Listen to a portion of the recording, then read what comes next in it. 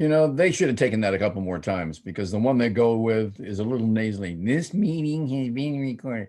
No, no, no. Uh, This meeting you has could been complain recorded. about the artificial intelligence voice. No, I'm sorry, Vinny. They changed the name of that now. It's called the U.S. Senate. Oh, well, no, you're not going to find a lot of intelligence in the U.S. Senate if you think you're going to do that. I rest my case. In fact, Yeah, I mean, or as Stanley Holloway would say in My Fair Lady, I put it to you and I leave it to you. it's a very that's a very Vinnie-esque line. I puts it or I puts it to you and I leaves it to you. I'll put it to you and I'll leave it to you, and you can do with it what you want. Yeah. And here's what you must do. You must do it. You can do it or you do it. You do it, or you do it. But at least you have three choices. Yes. Well, three choices better than one. How's your Freaky Friday going, Vinny? Oh, Oh, my bad. Eh? I'm making faces to the camera. How's my Freaky Friday going? It's going good. Michael, how about you? By the way, he is Michael Knight, and he is in beautiful Los Angeles, California, Pasadena to be exact. That's New York Vinny Riccici, my pal, who's in Edmonds, Washington, better known as Seattle, Washington, better known as the Pacific Northwest, better known as, you got Bonneville Flats there? I thought it was Snoqualmie Pass, but it's No, Bonneville. I've been longing to get on the road again, man. But it's been a while since I've been out on a long trip, and I've been just kind of longing to do it. I'm longing to get out there. Where do you want to go? Well, I got to do a couple of things, a couple of housekeeping things in my life. One of them is to go back to Pittsburgh and get all my stuff that's in storage and bring it out here. And I'll take the t-shirts, and of course, it's not anything personal for me in the t-shirts. I don't enjoy wearing t-shirts, right? So, right. And I never ask for t-shirts if there's an event. So it's not that. How many t-shirts do you have? I have way too many. Well, the good thing about those t-shirts now, Michael, is you see what they go for on places like eBay and Etsy. If they're the right ones, I don't have an original Fillmore East, if that's what you mean. I have seen original t-shirts, and I have some really rare ones. I have like a Donna Summer staff t-shirt. Ooh. And a who else do I have a staff I got about 4 or 5 staff t-shirts. Is she still with us? Is Donna Summer still? No, she passed away 2 years ago. Yeah, I think 2 years ago. That's a shame. She has such a great voice. It'd be time for a comeback. Oh yeah, what a talent! What a talent she was. People who weren't there don't realize how huge, how big Donna Summer was on the radio. Right. And I mean, just absolutely crushed anybody else in that disco rhythm and blues field, and was crossover enough that she got played on the top 40 stations. It was like Carole King with her albums. Everybody in the world had Donna Summer. Everybody in the world had Carole King. In fact, they might have them both in the changer at the same time. Yeah. She was. I mean, she put Casablanca Records on the map, man. And we know what took them off the map. Well, you know what? I think I have it in my stuff. You have a dimple of cocaine that you did with the directors of Casablanca Records. I wish. I still have a Casablanca Records paperweight. Ooh. Which has some marks in it from having it thrown at me a couple of times. That's what the executives at Casablanca were good for. They get all hopped up in their offices and then start throwing paperweights. Yes, if you want a reminder of, and I keep it because I've kept it all this time because it's a reminder of my, shall we say, drug-induced days. Your wayward youth. My wayward youth, where, a little bit of something would provide a lot of everything. I give it to you one more time. I know I've quoted this way too often, but not Hunter Thompson, but I can never remember the guy who wrote Naked Lunch. What the hell's wrong with Oh, me? I can't remember William F. Burroughs. William F. Burroughs. I can't remember That's anybody's correct. name this week. William F. Burroughs, Yeah. who said regarding cocaine, and remember he was the guy who also wrote Junkie from a personal perspective. Said, I can't stand a drug that makes you want more only after you've had some. And that was his assessment of cocaine. He much preferred heroin, although he didn't use anything there at the end. But there's something to be said about a drug that only makes you want more after you've had some. Who can we call? Let me ask you a question, Michael, and this is just totally off the cuff. Do you think that what we're going through today in this country is directly related to our drug use in the past? Or is it something that is now a phenomenon? Because I've had more than one person in talking and in conversation say, well, this is all because what we did in the past.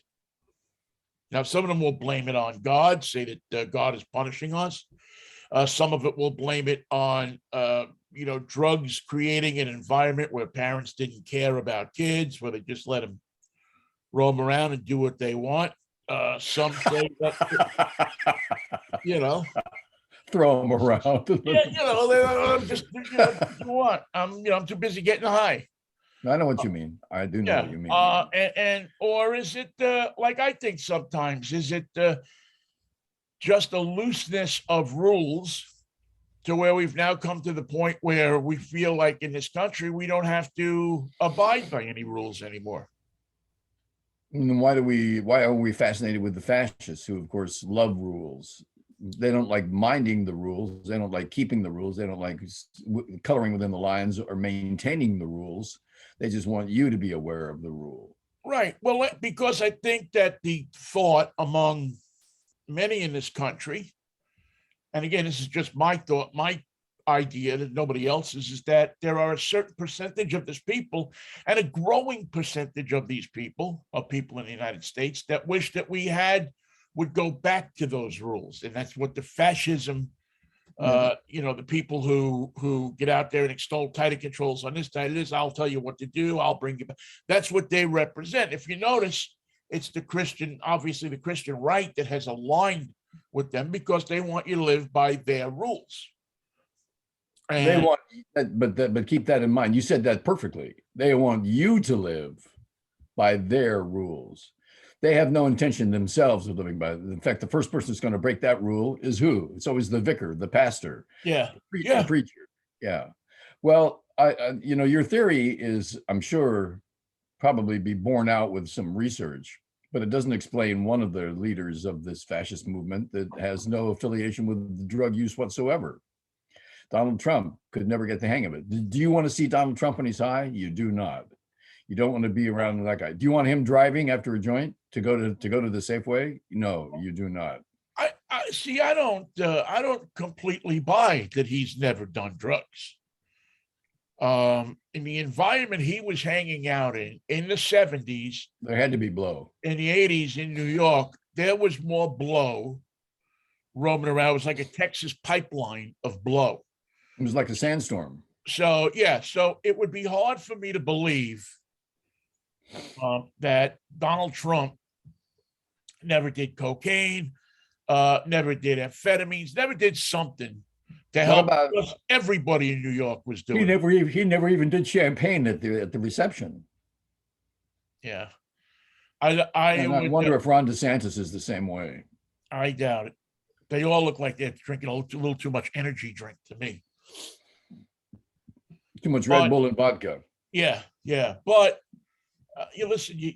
It's funny, if he was credible, you'd take him at his word, right? Yeah. There's no answer that's worthy of the question. Right, but there's no way he's going to say anything if he did, and no way that he is going to, that he's going to say that that's, even if he came out and said, well, yeah, I was in a bathroom at Studio 54, and somebody stuck something in my nose, and I breathed it in. I didn't inhale. I didn't inhale. It got stuck in my throat for a half hour. And I Actually, started we talking know. to this I know, but person actually, next to me. I started talking, and my lips seemed to get dry. Yeah, and all of a sudden I was doing this. I can't figure out what the heck that was. Uh, We were not an attractive species during those years, were we? not when it came to drugs. I mean, when it came to physical attraction, I think we were. But when it came to drugs, I don't think that we were. I mean, we would do anything For more. for more. So there's William F. Burroughs' treatise coming into view one more time. Hi, let's go out and get high. Okay, we got high. Now what do we need? We need to keep getting high. Well, What? We just did that. No, we have to keep doing it again. the whole object of the 70s for a large part of this country was to get high. Come home from work, smoke a joint. Come home from work and, do a couple of toots. Go to work and do a couple of toots. It was a party society. People came over and they stayed at your house till 1 or 2 o'clock in the morning. And here in our states where we are sitting, I'm sitting in a legal marijuana state. I can buy marijuana that's delivered to my home by Delta 9 with a single phone call. And yeah, we used to call them Murray. That's right. The Hail. You've heard of Hail Mary. This is Hail Murray. Hail Murray. Yeah, no, yeah, a guy named Murray. And he would bring he'd call him up and come by. Murray. You know, Vinnie. What are you doing? And then just to make sure that this is, you're not stereotyping or pinholing anybody. You know what? When I used to go up to the Bronx, my friend had a guy named Carlos that used to come to the house. You could call him 24/7, and he'd either come or bring something. Now, I was not doing anything that by then, but my friend who lived there was, and it was, they'd want to, it's 2 o'clock in the morning. We got to stay up. Boom, Carlos, phone call to Carlos, and 15 minutes later, it was almost like they had a delivery service, and instead of the idea of relaxing on the couch was not the point of the cocaine. It was the Peruvian marching powder. God knows what it was cut with over the years. Things to make you go fast, and once you started going fast, you stopped asking stupid questions like, "I wonder what was in that." I wonder, Carlos, do you recall the cut on that? Do you recall your chemical cut on that? You didn't do it. It came prepackaged. Can you imagine handling cocaine all day as a job? Oh my God. I mean, I couldn't, I tried it. It'd be like working in a Chinese restaurant. You don't eat Chinese food in it ever again. Yeah. Yeah. I mean, you just, you know what? Actually, most restaurants are right. like that. Now, what do you think about this? So in British Columbia, which is our neighbor to the north, our reluctant neighbor, they have closed the border. Are one of our main trading partners. They are going to do a 3-year program, which allows people, because they have an overdose crisis up there. As of January 31st, 2023, adults 18 and older will be allowed to carry a total of up to 2.5 grams of some drugs for personal use without being arrested or charged. Any drug. The illicit drugs that are allowed are opioids, cocaine, methamphetamine, and MDMA. The trafficking, production, exportation, and importation of the drugs will remain illegal, as possession of any quantity of those drugs at airports, childcare facilities, primary and secondary schools, or by members of the military. Funny, it doesn't say truck drivers in there. And if I think, you get on I-5, I think that's implied. Give me weed, whites, and wine, and show me a sign, and I'll be willing to be moving. Yeah, if you get on I-5, I can't remember William F. Burroughs, but I remember the lyrics to Willin'. What a mind! Yeah, what a mind, ladies and gentlemen! Like a trap, like a steel trap. Confessions of a scurrious mind. So, you go out to I-5 and there's all these trucks going up and down I-5 from Canada, going down to California, going down to Mexico. In There's- fact, linking us to our products throughout the states, one of the most important junctures right now of our ability to provide products to our populace is the truck driver. More important now than at any other time in our history. Yeah. And so will you now have truck drivers getting high in BC and then hitting the border? Will we get to a point now where we have to drug test every truck driver? You get a little speedy around Washtenaw and you have yourself a big boinger and then a chocolate milkshake and you're on your way. Yeah, well, you can't boing here, but it doesn't stop you from boinging enough up there to carry you to Seattle or maybe Portland. What if you're an American citizen? Do these new laws apply to you if you're in Canada? I don't know. It's a good question because there'll be a lot of traffic at the border. As there always is. Isn't that funny how, for some reason, and I know the feds could probably explain it to me, why the Mexican border is an active border for contraband and illegal drugs, and the Canadian border just doesn't seem to be the same sort of porous threat to democracy. Do you want me to tell you why? Tell me why. Because the people in Canada are lighter skinned than the people in Mexico. So they don't pose a threat. They have the same drugs, but it's not as threatening. It's a welcoming white Canadian drug. Let me ask you this question. Do you think that America would be, and I don't take anything away from what's going on in Ukraine, but do you think America would be pissed off and as upset about what's going on in Ukraine if Putin was trying to take over someplace in North Africa? Or Yemen. Or Yemen? Or any place with dark people? By the way, I want to thank Yemen. They've made a great effort. They came second best, and this is still no good. Of all the nations in the world, the United States has more guns per capita than anybody, with 120 guns per every 100 people. The closest to us is Yemen with 53. And that's not, I know, not in the ballpark as far as competition goes. You can't beat the Red Sox with 53 if they've got 210.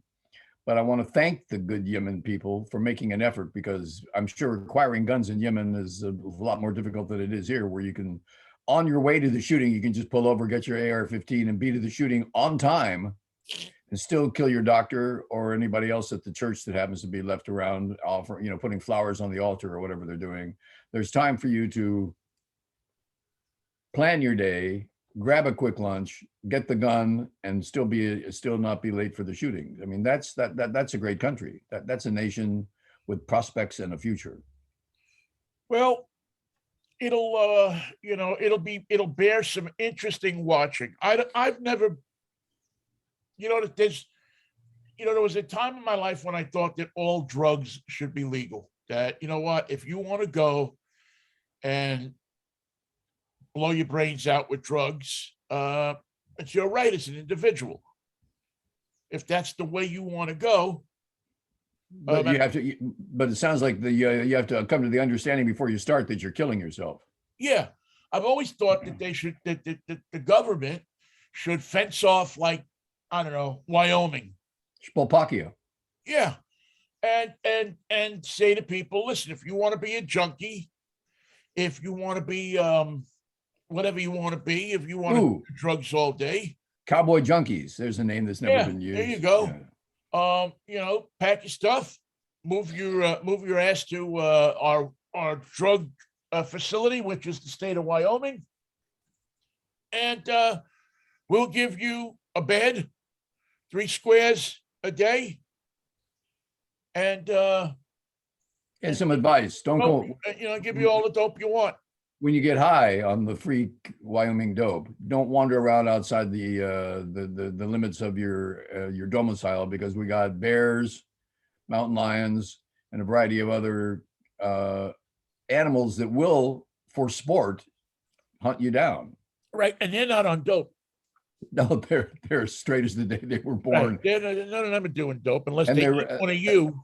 And they're rather quick of foot, rather quick. Yeah, and I think that's, and I've always thought that would be a solution to, because if you were a hardcore addict that wanted to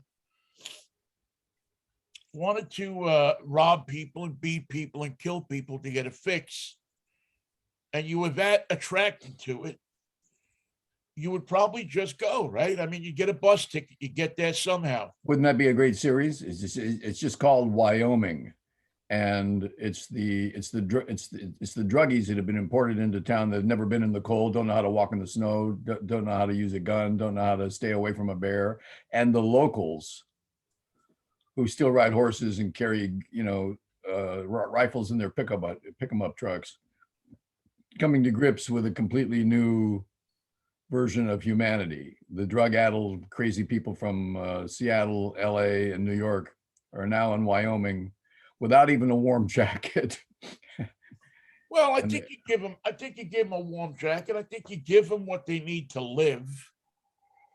But it always occurred to me that would be less expensive in the long run. In the long run, than what with this insanity that we do now with locking people up. They get out, they walk out in the street, they cop, and you lock them up again. They go and they cop. We could free up police to actually police things. Well, the war on drugs was a joke, and it's a similar joke. It's like the war on violence in America. It sounds good on paper. It seems like the right way to go. We'll marshal the army. We'll declare war on drugs. We'll put a stop to it. And they didn't even stop the borders. They didn't even stop the import. They didn't even stop the proliferation of it. As soon as the government became part of the war on drugs, what did we assume that the government was doing? Taking their cut, being part of the problem, providing us with drugs. If we can't get the drug here on time, but we got a big party this weekend. Oh, wait, I'll get the CIA plane. The drugs will be there in time. Don't you worry about a thing. There'll be a slight bump up for charge incurred in the use of the jet, but other than that, don't you worry. We got you covered. Well, you can't stop it, Michael. The only way you're ever going to stop it is make things more attractive for people who feel like they have to escape from reality. Make it a nice place. Can't handle reality. Make it a nice place to go. Well, no, I'm not saying it there. I'm saying in this country, do you think that the high rate of drug use among African Americans would be the same if their opportunities were better? Do you think the high rate of drug use in Appalachia, in West Virginia, which is a state that is riddled with drug use? I mean, it's almost like it's actually legal there. That's the oxy capital. Yeah, the cops have basically said, if you're a big time dealer, you're going to get busted. Other than that, we're not going to mess with you. And you drive through West Virginia, you go to places and you look in people's eyes and you see it. You see the long drawn out speed faces. Nobody home. And, and the damage that is done by these drugs. And if you talk to people there, they will tell you that, it's easy to get high and forget about all your problems. Forget about the rent that's due. Forget about the fact that you've tried to get a job and you can't. You forget about the fact you've been constipated for 6 months. Yeah, forget about the fact, all the different facts. Forget about it. Would the fact that if we created better opportunities for people in those classes of people, would it lessen the desire for drugs? Because until you lessen the desire for drugs, the drugs are going to get here because people want them. Not only that, how come we don't have more choices? It seems like, I don't know when Bayer Laboratories in Germany invented heroin, but it was, I think, the 1920s. And we haven't been able to improve upon it with all our efforts to come up with a product that is going to be non-addictive, opiate in its treatment of the brain stems, and yet not damaging to the individual. Why can't we get past heroin?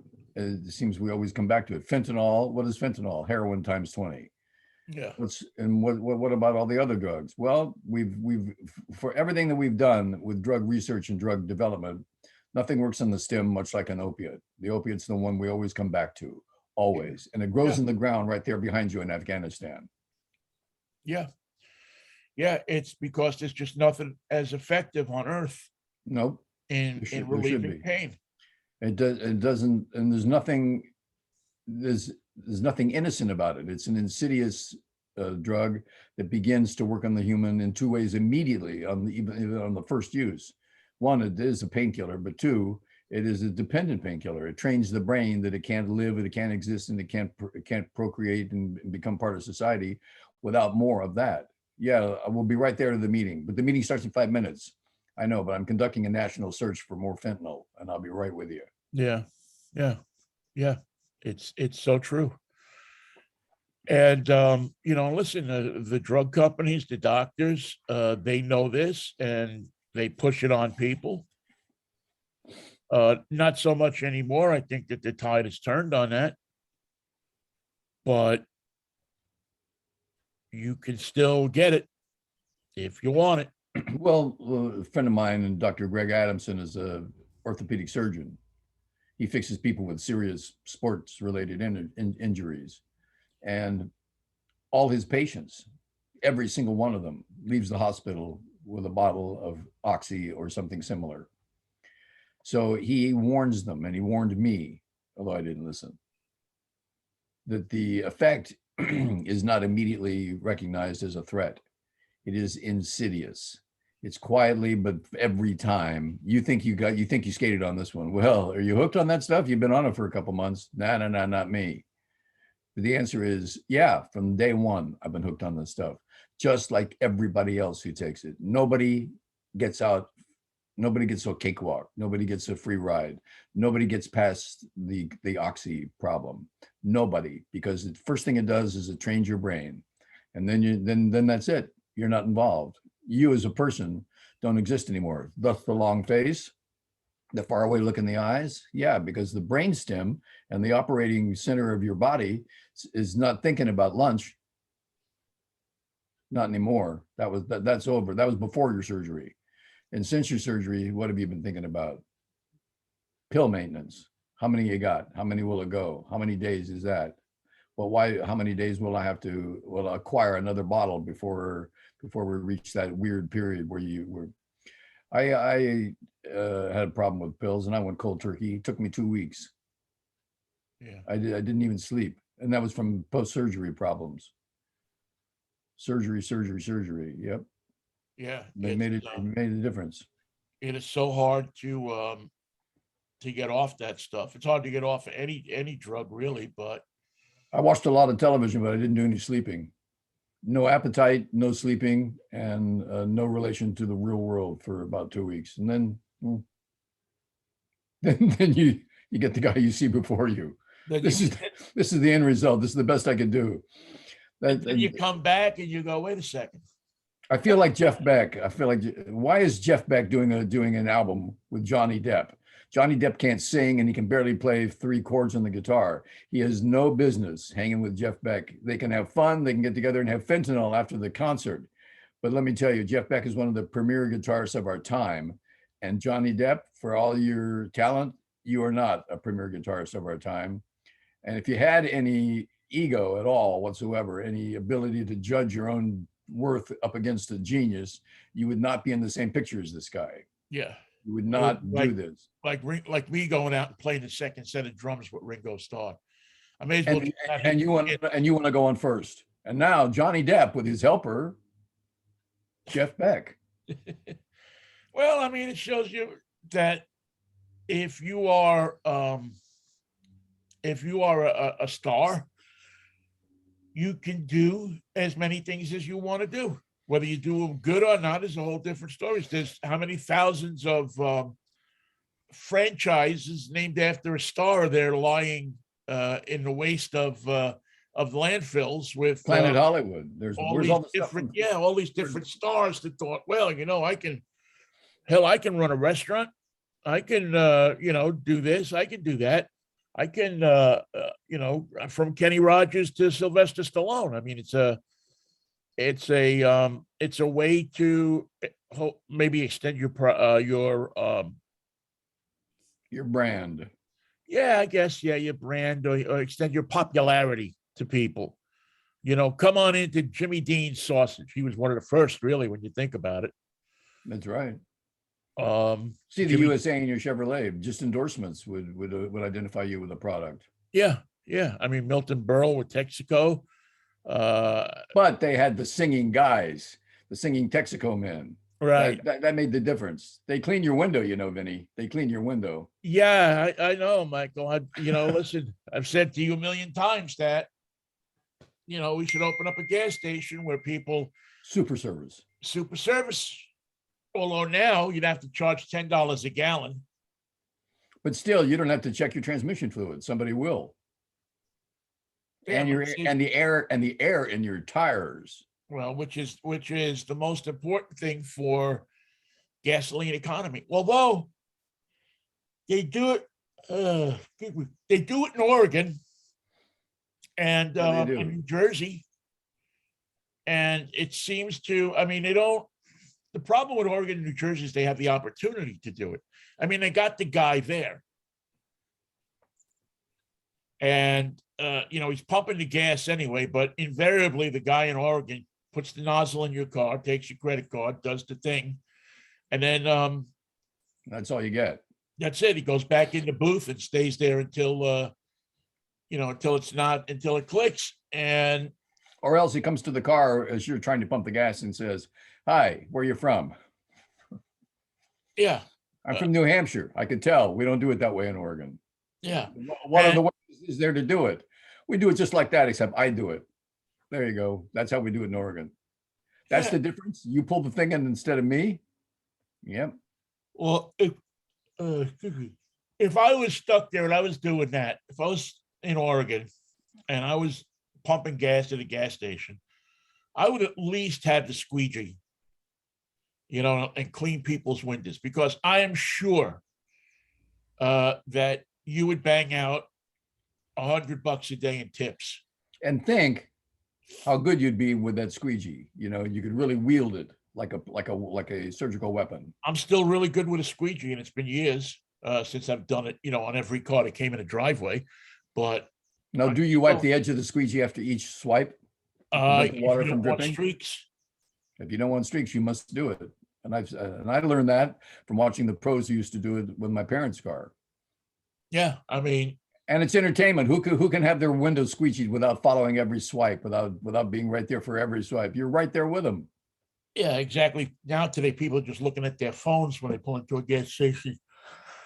Excuse me, Michael. I'm not sleeping good at night too. Right now. You can take no cocaine. That's the wrong. That's the wrong way. Call the doctor up for some drug. You know what? I took a couple of Advil PMs last night. And how did it go? That actually kind of put me out after a while. Not sleeping is a terrible inconvenience. Yeah, when you just can't get comfortable, when you when you can't get comfortable, man, sometimes it's tough. You're just trying to sleep, trying to get some rejuvenation for your body, and your body doesn't want to rejuvenate. It wants to, because you gotta make it a 10-10 for the Freaky Fractures Friday, and no prisoners taken. Yes, it is a Freaky Fractures Friday, so it'll be interesting to watch what happens in Vancouver. How many people are going to go up the I-5 now? That could be known as the Junkie Highway. Keep your kids off. To take Route 9 up, you better. Don't go anyway. Stay off the 5. It's a Junkie Highway. Yeah, it's slower, but you could be, especially on a Friday or Saturday night, you could be saving yourself a whole lot of grief. If you're complaining about the slow traffic on 5, wait till you get to Canada. Things go a little faster once you get your hookup done. Yeah. But I truly wonder, and I haven't heard any local officials here talk about it. But you really care What will Dory Munson say? He would Oh, be I'm sure horrified, he will rail against it. I'm sure that horrified. he'll be horrified. We should close the border to Canada. This is another reason why each American should have a gun, because Americans have moved to Canada to get high, and they come back, they're not really Americans anymore. They're like they're Canadian Americans, and they're under the influence of drugs. Nothing to do but take them down. But you can't you can't get a gun in Canada. You can't go into Canada with a gun. You can't. Matter of fact, they're trying Handguns. to ban handgun sales and possession of assault weapons. Yes, they are. Gee. And just like that.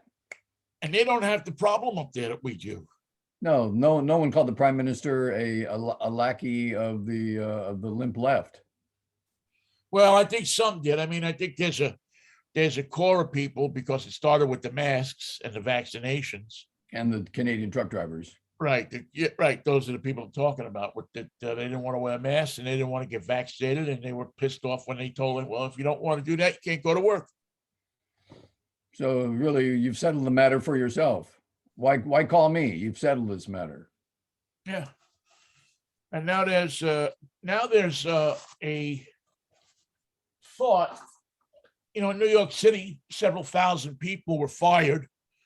Policemen, ambulance drivers, all sorts of people were fired because they wouldn't take the vax. They would wear the red hat, but they wouldn't take the vax. Right. So now there's a movement to amnesty them,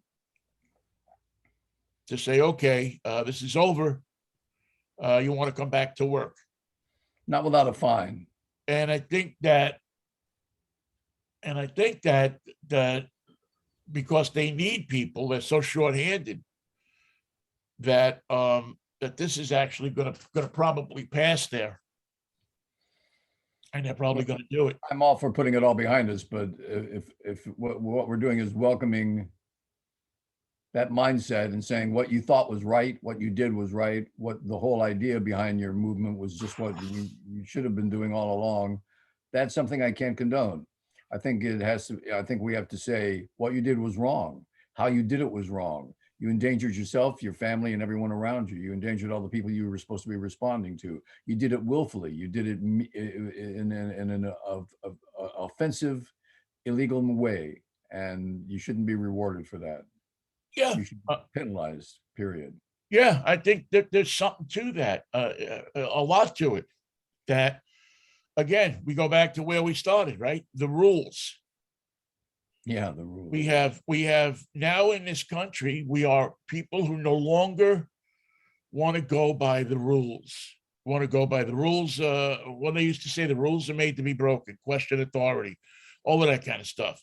And to a degree, it's good, but we almost have now a sense of lawlessness, in a sense that the pendulum has swung so far this way that what will it take to bring it here? Not here, but here. And define what is here. What is it to be an American today? Remember the adage of Bill Graham, who was the power broker for San Francisco and national concert going, who said, what people say to me is always the same thing. Just me, Bill. I got to be for Saturday. The mayor is coming to the party. So just for me. Next phone call, John Bon Jovi calling from Jersey. I want to make the show. It's important that we be there. Just for me, Bill. Just 2 tickets for me. Followed by Bill Clinton calling saying, we got the drugs. I don't have the tickets. Just for me, Bill. Just 2 tickets for me and my date. And pretty soon, the idea that it's just for them stretches to everyone who ever makes a request of someone who wants to break the rules and get something that can't be have. Tickets for the Yankees and the Mets in their playoff for the World Series. Nope, can't get them. They're done. But Vinnie, just for me. We're not breaking the rules. I'm not going where I don't want to belong. I'm just saying for this one time, just me. I'm always shy about asking for tickets to events. I mean, if somebody offers them to me, I will take them if I can. But I am so shy about calling somebody up and saying, "Hey, can you get me 2 tickets for this event?" The only time I've done that I can think of is for Springsteen. The first time he was at the Soldiers and Sailors Hall, the first year I was in Pittsburgh. And I remember what I actually wound up doing is I couldn't find somebody to get me 2 tickets. So I wound up making friends with the guy that did the tickets. And because he listened to the show, he was able to get me tickets. Lucky you. Was it a good show? Oh, it was a great show. He actually did. I actually saw him 2, 4, 5 times in that venue. Wow. Between 90 and 90, between 2010 and 2014. Soldiers and Sailors Hall in Pittsburgh. Soldiers and Sailors Hall. It's a 4,000 seat venue. How come the soldiers get top billing? How come it's not sailors and soldiers? Because they're far away from the ocean. Because you're far away. There is no ocean there. We got a river. We got 3 rivers. 3 rivers. Pick your river. Pick the river you're interested in, but we've got no ocean. Yeah, but no ocean. So that's probably why the soldiers got the top billing. And so this, a friend of mine works for the Warriors. Oh, how did they feel this morning? And I was like, and I've been struggling over the last couple of days. Do I call him and ask him? Because I wanted to send my nephew down to a game from Sacramento. I wanted him to go to a game. He's a stud athlete. He's 14 years old. He's perfect. And it would be the thrill of a lifetime for him to go and to see my friend do his job and that. And I just don't have the heart to do it. I know. It's just because I know this guy is getting hammered. Well, easier to get those tickets today than they were to get them yesterday. Yeah. As the Warriors found a dark hole to go into, and they did not come out. They just stopped shooting. They said stop making the baskets, stop playing good defense, and in the NBA Finals, where there is no mercy, that's enough to lose. That's plenty. You can lose by plenty. Yes, the Dodgers. Listen to the Dodgers. We'll talk about the Dodgers in a minute. The Warriors just seem like I'm still trying to figure out if they just folded or if Boston is that good. And the reason that I think Boston might be that good is because they did something very similar to the Miami Heat in the Game 7 of that. I mean, Al Horford is lights out. Their defense is incredible. And it's just, it's hard not to root for the Celtics. I mean, I'm a Warriors fan, and I like the Warriors. When I was down in the Bay Area, I went to tons of games, and my ex-wife is a season ticket holder, and yet, I don't know. I just look at this Boston team. I'm not giving up hope yet. I still think the Warriors have it in them to come back. Well, it looks like it's going for 7. That's the way. Yeah, but I think, but only if the Warriors win Game 2. Yeah, I'm not. Well, yeah, if they don't win Game 2, then it's probably Celtics in 4. Yeah, they just because they've proven they have the power. And I would say let it happen in 4, because don't show me you can win 1 game, because that doesn't impress me. Right. So you won 1 game and it went to 5. That's your claim to fame. I was on that team. We won 1 game. Yeah, and you lost 4 in a row, you sucker. Well, I don't know, Bill. I think you try to win everything, but get it to a Game 7. Yeah. At least you're giving your fans that excitement. When you lose it in 7, it's heartbreaking, but people remember that series. And Game 7 will be in San Francisco, so that makes it worthy. Yeah, because they're still what are they 2-2-1-1-1, or they're 2-2-1-1-1. So yeah, it'll be interesting to watch. I'm excited to watch it on Sunday. It's funny because I haven't been this excited about an NBA final in a long time. Well, it's two dynamic teams to watch, two heavy scoring teams to watch.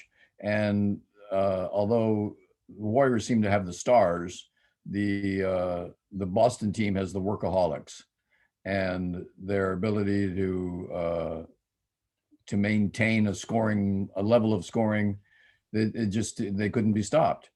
Whereas I think the Warriors stopped themselves. Bad shots, poor defense, turnovers, weird passes, and they lost their energy. All with the exception of Draymond Green, who never loses energy. They're powering most of the city of Fremont off Draymond Green's underwear. Yeah. Yeah. Yeah. All right, let's switch over to baseball because guess who's in town? I can't think. Who might it be? Oh, it might be the New York Mets. Yay, Mets. And Let's go, Mets. Let's go, Mets. This is when Mikey truly becomes a Mets fan. I can send you that jersey if you want. You can wear it around the house. I wouldn't mind, but Tug McGraw might roll over a couple times. Yeah, well, you know. So a couple of things about this series with the Dodgers. Number one, it's an important series. I don't want to say, it's the Mets are rolling along, but it really doesn't mean anything if you can't finish it out. That's and true. As we saw last year, and as we've seen the year before, there's an opportunity for collapse at any point. Now, what gives me encouragement with the Mets is they're doing it without two of their top guys. And so hopefully these guys will be rested up and ready to go when they start to hit the dog days of summer. Because you got to pick up the slack. There's every game is important. And the excitement of baseball in New York, which I love to see, is exciting. I mean, you look at my Facebook feed and my Yankee friends are excited. My Met friends are overjoyed. The good thing about it is Mets and Yankees fans tend to dislike each other. Imagine that. How did that get started? It doesn't matter at this point. It doesn't matter who wins the pennant or the division or anything like that. It matters daily whose record is better. Yeah. Because they're both neck and neck. So it's all about whose record is better. Are the Yankees the best team in New York, or are the Mets the best team in New York? And it's the first time in a long time that the Mets can say we're the better team in New York, or we're the best team in New York. Yankees, I think, hold a little bit of an edge. I didn't look at the standings this morning, but I think they're up a game or two. But nothing else matters right now, and especially once the Rangers stop playing. But nothing else really matters. You just got to win every day. It seems like you have to win every day. Yeah. Now, Yankee fans are a little bit less, they're a little bit like, all right, Junior, hang on, but, Met fans, of which I'm several. You've proven your allegiance to the Mets. Yeah. You think I have? I think it's been proven. So it looks like I'm just looking here.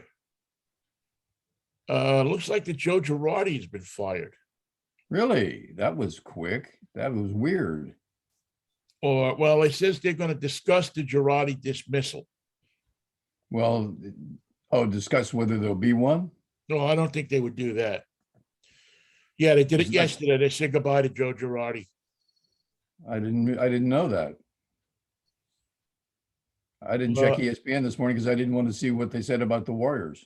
And their new manager in Philadelphia is in Rob Thompson. Robbie Thompson? Robbie Thompson. Second base for the Giants, war number 6. I believe that's the guy. Wow. Well, I think he was Girardi's right-hand guy. He was his bench coach there for a great second baseman, a real team player, a real stalwart member of the San Francisco Giants for many years, if we're talking about the same guy. Yeah, I'm going to check it right now to make sure we're talking about the same guy. But because to call him Rob Thompson doesn't make sense. He was always Robbie. Yeah. Well, let's just check and see. Well, what did Girardi do? He must have really pissed off somebody in the front office. Well, they're underperforming. Well, that means we're going to have to fire our manager too, the Giants. There's a whole lot of Rob Thompsons in the world. The guy who sang with this Carlos Santana comes to mind. Yeah. Yeah, there's a lot of Carlos Santanas in the world too. Yeah, but it's easy to tell. It's easy to get the right Santana. All you got to do is hand him a guitar, and it becomes clear. Yeah, it really. That's why the difference between Jeff Beck and Johnny Depp is going to become all the more obvious when they actually play their guitars. Johnny, stand over there by the drums. You can sing. She's a black magic woman. I'll tell you when. Not now. Not now. Not now. Yeah, all of a sudden. Let's see. Boy, 60 years old.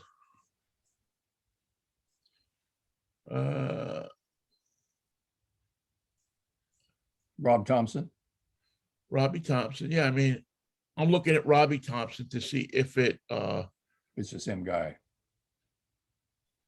Yeah, I mean, I'm pretty sure it is, but because I know he was here a few years ago.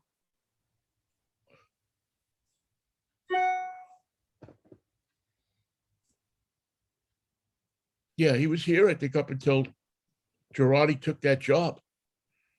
He went to Philadelphia from Seattle? I think so, if I'm not mistaken.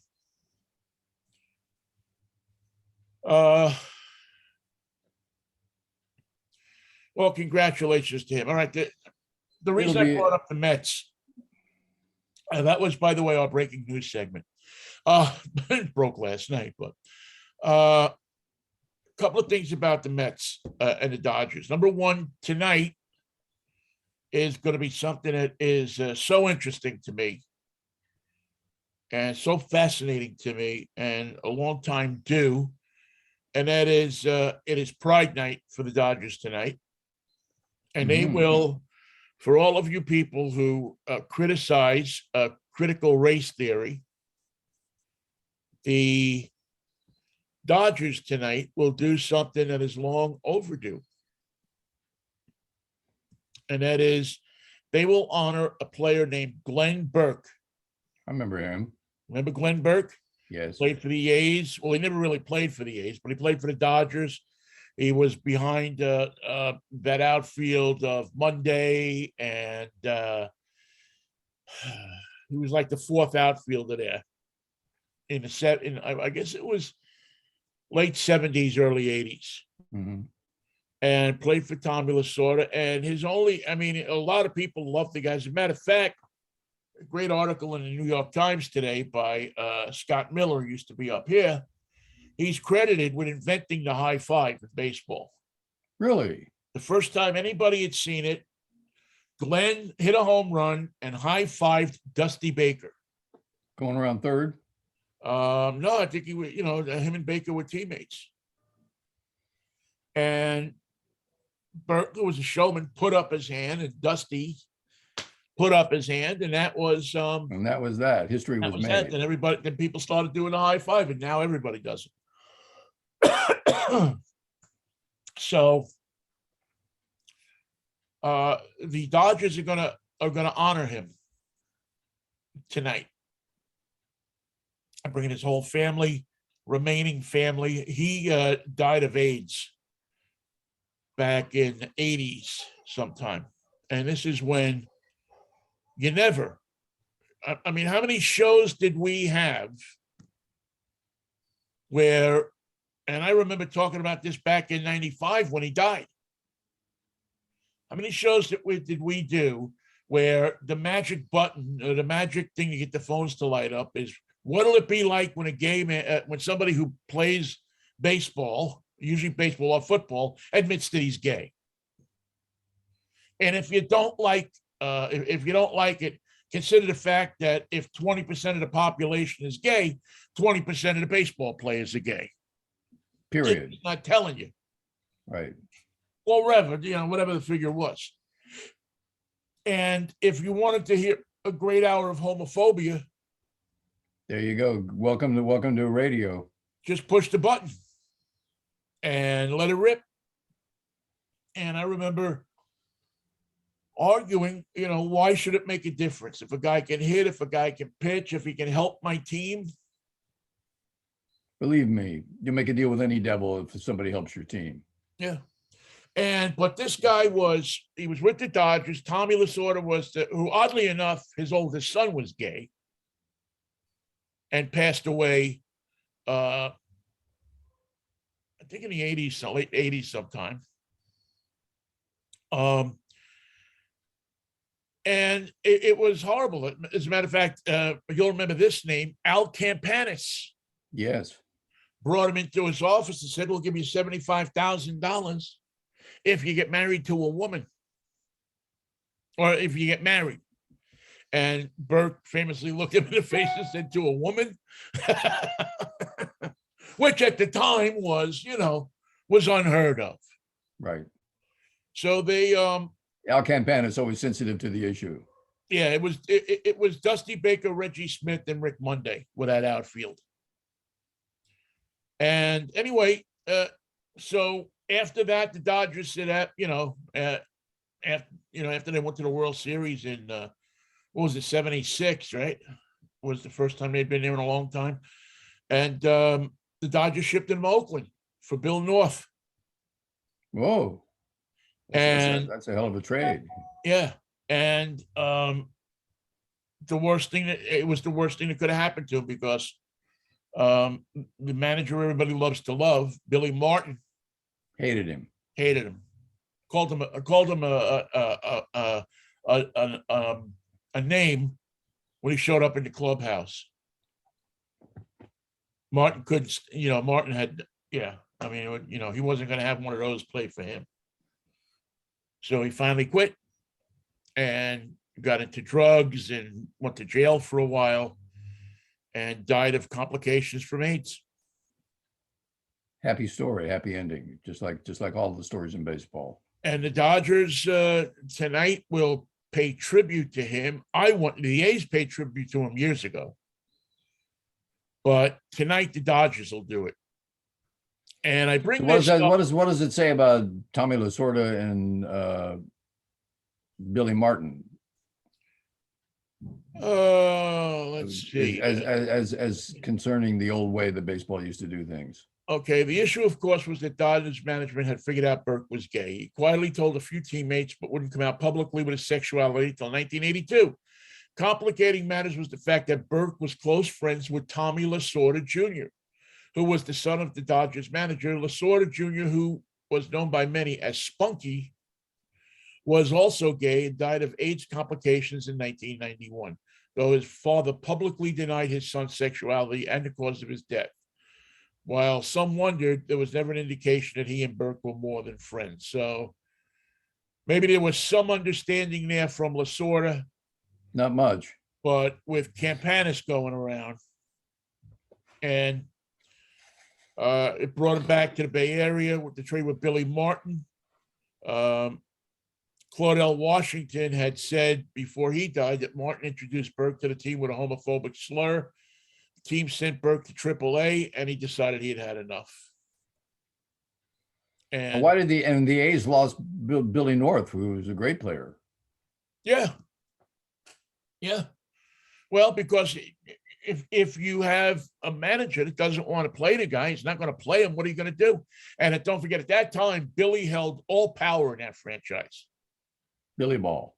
Billy ran the ship until they couldn't take him anymore. Until he was floating his own boat in booze. Yeah. The fact that he had two wives And a few other things like that. Notwithstanding, Billy, for all the love we want to put and all the plaudits we want to put on Billy Martin, he was a terrible guy. Yeah, Reggie Jackson actually was right. Yeah, he was a horrible guy. He was vindictive. He was just but he is the typical case of, and I talk about this a lot. My father told me at a young age, look at how they play, don't look at what their lives are like. Don't look at what they do, because you're going to be disappointed. And Billy Martin, Mickey Mantle to a certain degree until he turned his life around. Billy Martin was one of those people that the ego was so big that it took all the oxygen out of the room for anybody else. And the damage that he did to himself, he was unstable. Yeah. I mean, he did a lot of damage to himself, ultimately winding up in his death in an auto accident on Christmas Day, if I'm not mistaken. I just saw about a year ago, I watched maybe it was a 30 or something on Billy Martin. It was really fascinating. Anyway, so the second thing with the Dodgers, Mikey, is that they're going to retire Gil Hodges' number. Number 14. Number 14 will be retired, I believe, on Sunday, as Hodges will be inducted into the Hall of Fame this coming July. And wow, man, I'm so blown away by the fact that Gil is going. I've been an advocate of this for years. I mean, just the fact of getting the Mets to win the World Series in '69 should have alone put him in the Hall of Fame. So your father saw him leave as a Dodger and return as a Met. Yep. My father saw him. I saw him play as a Met. And then one day he was gone to Washington to manage the Senators. And then one day he was back as a Met. So he left New York 2 times and always came back, but always was a part of the Brooklyn community, always ran little leagues, always ran so many programs for children. There's so many kids that have played on the Gil Hodges field in Brooklyn. If you go to Coney Island, you see it on the train right off of Stillwell Avenue. So many people, so many kids have played in that little league. Some of them, I believe it actually, I think Lee Mazzilli was in that league. There's a couple other notables that were in that league. But he kept baseball alive for underprivileged kids, for all kinds of kids in that neighborhood, as it turned from, a working class, middle class neighborhood to a neighborhood that wasn't so good for a while. He was one of those guys that the fans loved, always, unconditionally. Well, the fan, because he was one of those guys that didn't seem to ever have a bad word to say about anybody. We don't have those anymore. Everybody's got a bad word to say about somebody.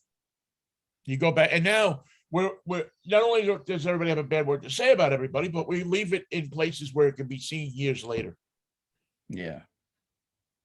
With social media now, we just tick, boom, put it on social media. And then, 25 years from now, somebody will look at social media and say, oh, your father said that. He was an idiot. He was an idiot. Where I thank God that social media wasn't around for my father. That would have been pretty. Did he have an opinion or two? Oh, he had an opinion on everything. Like father, like son. Only they were much different opinions than I had. Very different, and that's your problem. You got to be quick to avoid the back of the hand. Yeah, his opinions were very, very, very different than mine. So, if you're in Los Angeles, I would love to be there. And you know what? With a little bit of planning, maybe I could have been, but I didn't. I'm going to try to make it if I can to his induction. Although I got to tell you, I went to one induction once, and it's just a hot and sweaty Yeah. day, you know. And a bad speech maker. Yeah. Well, not even about the speeches. It's just it's.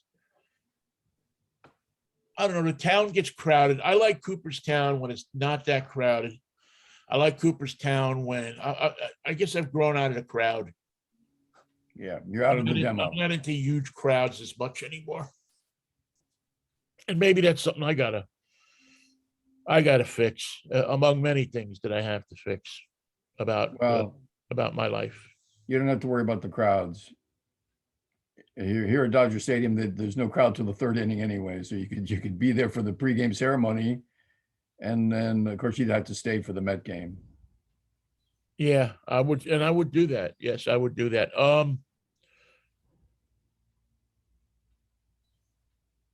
Oh, what's the joke? Why do the cops always leave early at Dodger Stadium? They're fans. No, they want to beat the crowd. And so they shall. And so you shall, my son. Now Vinnie, you're cracking yourself up. All right, Mikey. What have you got? What have you got there? That's a stick. Say no more. You step out of the line and we'll, All right, Michael Knight. All right, New York Vinnie. There's a Freaky Fractious Friday for you. We made it without going to Spolpakia or shooting anyone, or killing a doctor, or outraging the Rand Paul family. We did it the good old American way. We earned it. We did. I'm going to resume my career in Vancouver BC as soon as they get the supplies. As soon as they get the supplies right. Yeah, that's gonna be interesting, man. Barry Manilow will have to write a new song called "Weekend in Vancouver." Let him begin. Where did the Coke go? Where it always goes. Where did the Skag go? Where did you go when we walked? Please make him stop singing. Please make Barry Manilow stop singing. And don't let him stand up from the piano and do one of those fake dances. Just don't let him do it. Don't. And Mikey, when will I see you again? It'll be a morose Monday. That's when a moody morose Monday. I'll see you right here, Vin. All right, Mikey, drive time tomorrow morning at 8:00. Don't miss it, because I won't. And we'll have fun information for you on an RV event that, even if you're not an RVer, you might really want to go and check out. This is going to be something spectacular we're going to turn you on to tomorrow. It's not too far from you, so we'll have that. We'll have a look at the Hyundai Santa Fe and the Lexus Hybrid, and some interesting information that we have come upon about where you should buy your car. Ooh, in Canada from a Coke dealer, if you can, and why one car company, Mikey, is telling you that if you want to buy our car, well, it's the second car company to do it. You don't go to the dealer anymore. You buy it on your computer from us. We'll deliver it to you. And if you have a problem, you can go to the dealer. Here's my problem: no haggling. That's a problem. Well, that's what they are. The Tesla model has proven so successful that people are now saying, well, you know what? That's a good idea, because nobody is listening to the rule that car companies are not supposed to sell cars direct. There's a federal law that says that a car company can't run a dealership, but they do. And Ford will.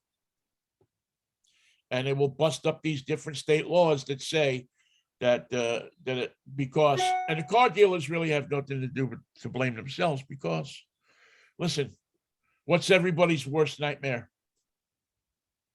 To buy a car. Having to buy a car. It takes 2 days. Yeah, having to buy a car, having to sit in that office, having a dealer screw you. All of the things that, and Ford's hoping that this will change that. So we'll talk about that tomorrow as well. Mikey, peace, love, Manischewitz, baby. What a wine. See you Monday. See you Monday, Mikey. Have a good weekend.